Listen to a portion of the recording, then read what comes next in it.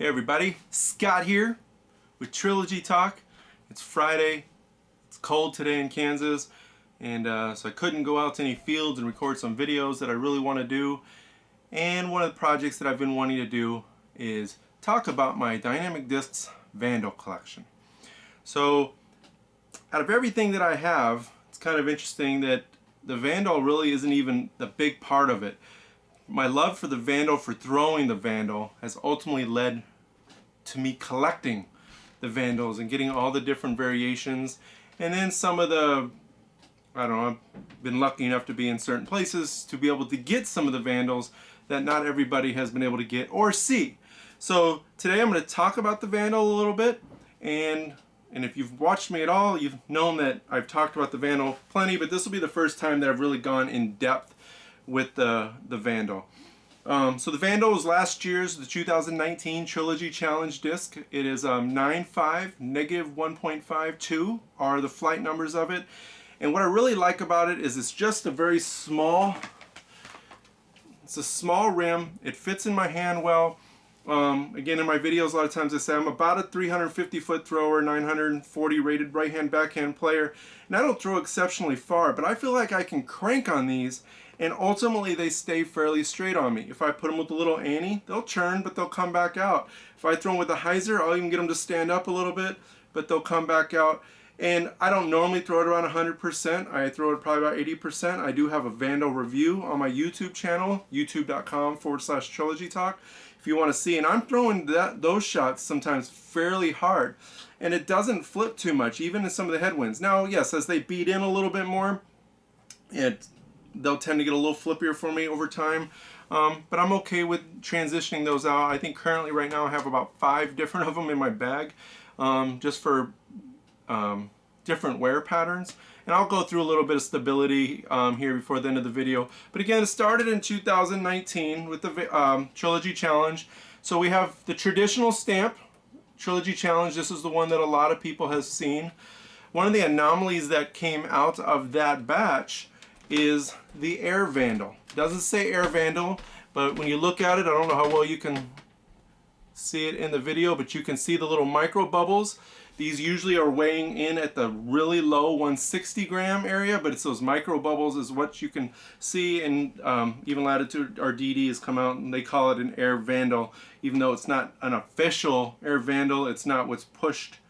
Like if you go read on their stuff, it doesn't say Air Vandal, but it's kind of the anomaly that came out. So you have the Air Vandal, and then you have the traditional Lucid Vandal. So the very first discs that came out were, so those came out with the Trilogy Challenge, and then we got the prototypes, and that's what a lot of the team players got, which is what you see here. These ones are still in a bag, but out of all the collectors I have, everything you kind of see behind me, I have a prototype multi-stamp prototype Felon. It's probably the most valuable disc in my bag. But other than that, I kind of usually have the concept of I don't want to throw a disc I can't easily replace. But the Vandal has kind of been the exception for me. So just to kind of give you an example, these are all my proto Vandals. See, some are still in boxes, but these are all throwers. So at $30+ a piece, it gets pretty expensive. So I have 13 here. I also got this really cool custom stacks one that Patrick Majaris with Custom Stacks did that I just purchased from him the other day. I don't even like tie-dye that much, but I love this disc so much. I love the tie-dye. It was a good price. I felt that I wanted to get it. So again, that's why I have so many. I have 13 extras here. I have 2 in my bag of the Proto Vandals. I just love the Vandal, at least from the throwing. And actually out of all of them, and I'm sure you'll hear me state this again, the Proto is my favorite. It is probably the most overstable of all the variations that I have found so far. So now from a collector's standpoint, something that's pretty cool is I have the 2 Tester. They're still in the box, but you can see they're handwritten, Tester 2, and that's the Tester 1.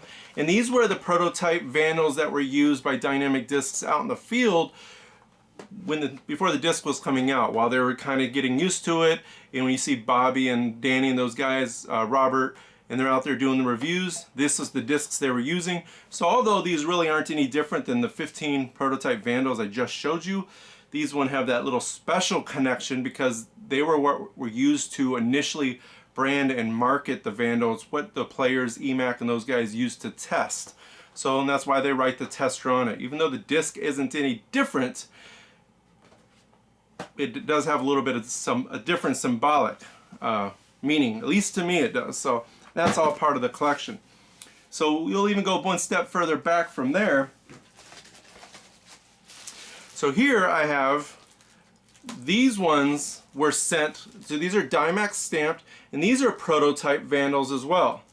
So I actually have a couple of them. And actually one thing I don't have here is I also have a few blank ones that came directly from Latitude 64 that they were testing.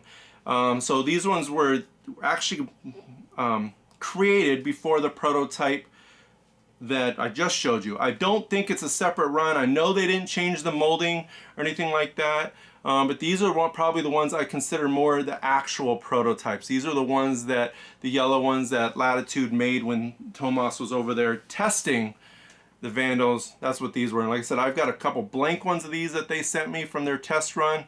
And of course I have this with the COA. So again, that's a pretty neat addition. These ones I do not throw. I have been curious to see if they fly any different. And again, I have a couple of them, so it probably wouldn't hurt if I threw one. But because Latitude has told me directly that the mold never changed between the two runs, that it kind of gave me no reason to think they would fly any different. So like I said, I haven't really tested that. Kind of move on to, I have a few variations of Vandals, which I'm not going to show, but that I've purchased from other people. Like Ron Converse has a team one, the Veterans for Vets had one. They all came off of that initial run still. I have a few of those. But then I've done a few of my own run, where if you've seen, I've done the Team Vandal Lucid ones. I've done the Vandal Wave. So these, again, just part of my collection. Those are ones that I made myself, so they're probably more special to my collection, but they're still kind of out there, and they're part of that early run of the Vandal. The very first ones that they came out with as far as the blanks. And Vandal hasn't even come out in a stock run yet. And then the Fuzion ones, which is still just came to Dyemax recently.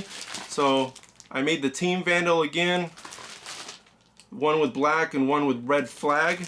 So my custom ones, if anybody's looking for them, I can still get those ones made. So if you see one of those four I just showed you, let me know. But I like the Vandal so much. When I first created the hashtag Team Vandal concept, which really I was just following the hashtag Team Judge and the Warden and all the other ones, but they're all always in a putter. And I am Team Judge, but I love the Vandal so much that I wanted to kind of create its own hype. I even created Team Vandal stickers. Now these aren't the same font that's on the disc, so I never really made these in too much quantity. I only made literally a handful of them because they weren't with the, they're not with the right font, those ones are. I am going to make some other ones. I've even been looking at doing some apparel with the Team Vandal, so if you're a Team Vandal person, put it down in the comments. Let me hear you shout out. But the very first Fuzion Vandals came from the Tuscany Open as a fundraiser from natural born disc golfers over, I believe, in Denmark, are the ones who created this. And last I saw, they still had these on their site, but this is their full in color, or not in color, deco dye process over in Latitude. So you got those two. So these were the actual first Fuzion Vandals that came out. I have to imagine that the Fuzion Team Vandals that I just did, or even the Fuzion ones that currently, as of today, Dynamic Discs have, are part of the same run. Just because there haven't been nearly enough of them out there to indicate that, I mean, if an average run is 1,000 discs or 1,500 discs, I don't think there were that many out there. So I have to imagine part of that run came over. That is a total guess, but just based on my knowledge of those runs and because I watched the discs so closely, I don't think there were that many out there. So again, the ones we have now, but that first stamp, kind of what I call the first run stamp of the Fuzion Vandal, are those Tuscany Open ones. So yep, so those, I have those. Something then it came over from Jeremy Rusko had, and I was able to get those from him when he went over to Sweden. They were doing some testing of some dual foil processing. So here we got this stamp, and I feel like I've seen this online a little bit, but you see the red and blue.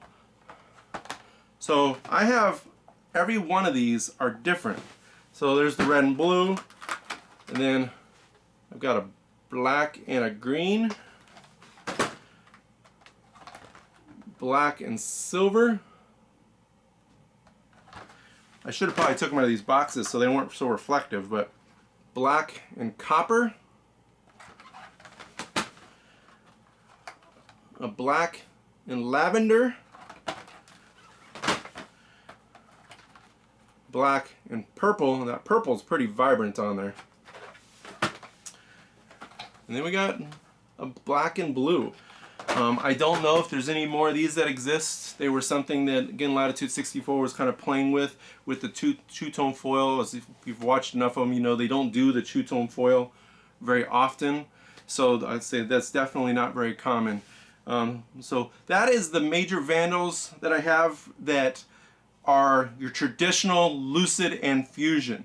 Now the most recent that have started coming out have been the Lucid X.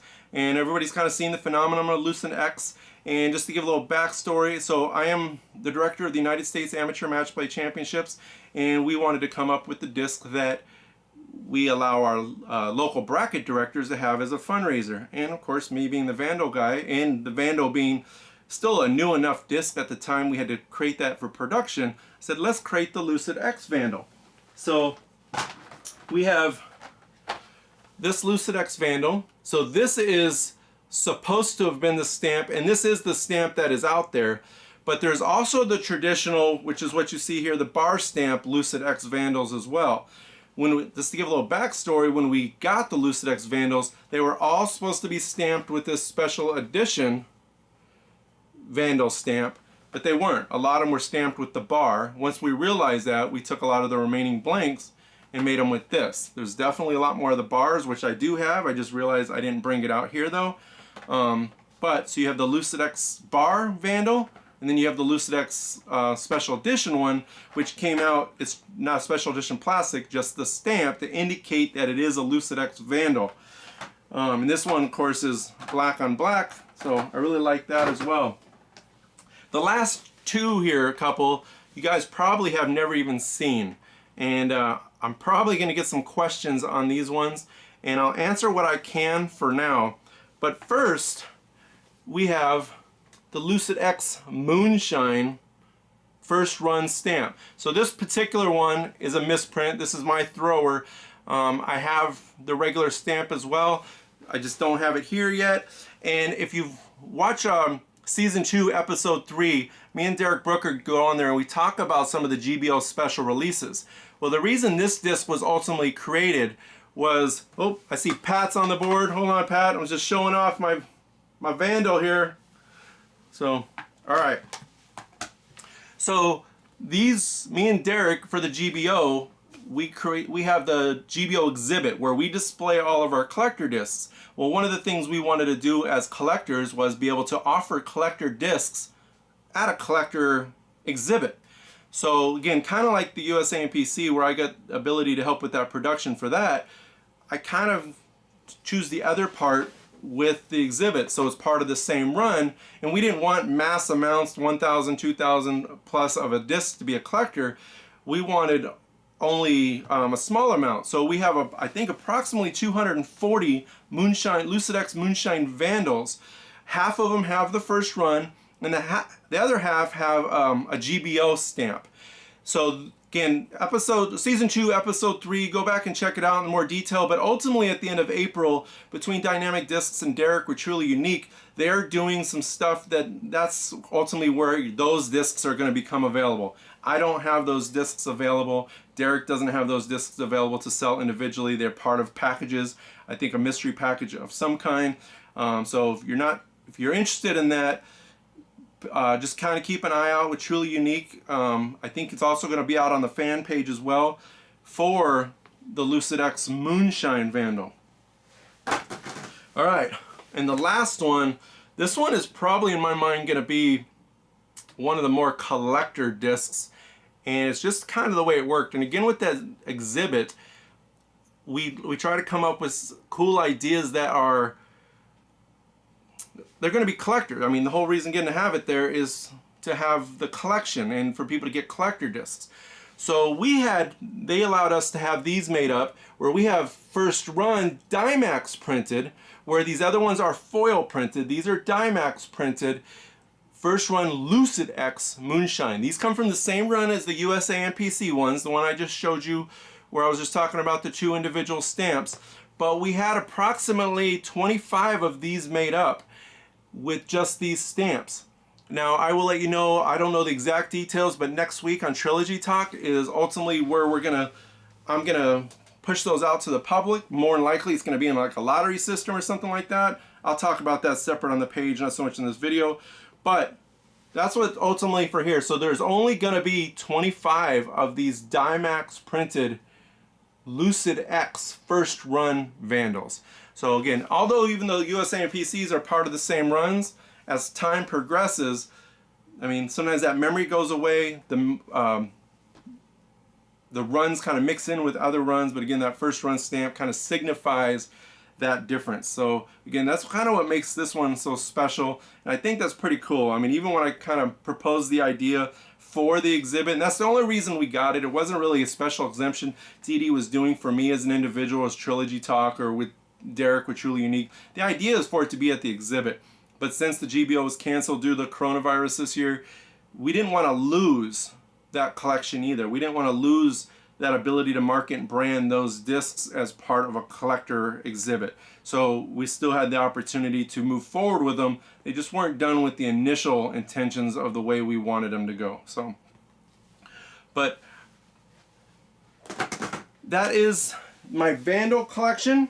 Again, started with the 2019 Trilogy Challenge. The prototypes, I love those. I have all kinds of different variations. If you have any questions, feel free to put them down in the comments or send me a private message. I will answer them to the best that I can. But that's what I have. This video is, right now you're watching it on Facebook Live, or some of you, but I'm also going to record it out on YouTube. So if you're watching this, you'll be able to go over to YouTube and watch it for historic purposes or just documentary purposes. So make sure you're liking these pages, share, subscribe, help me out. Until next time, keep sharing the Trilogy love with the world. We'll see ya.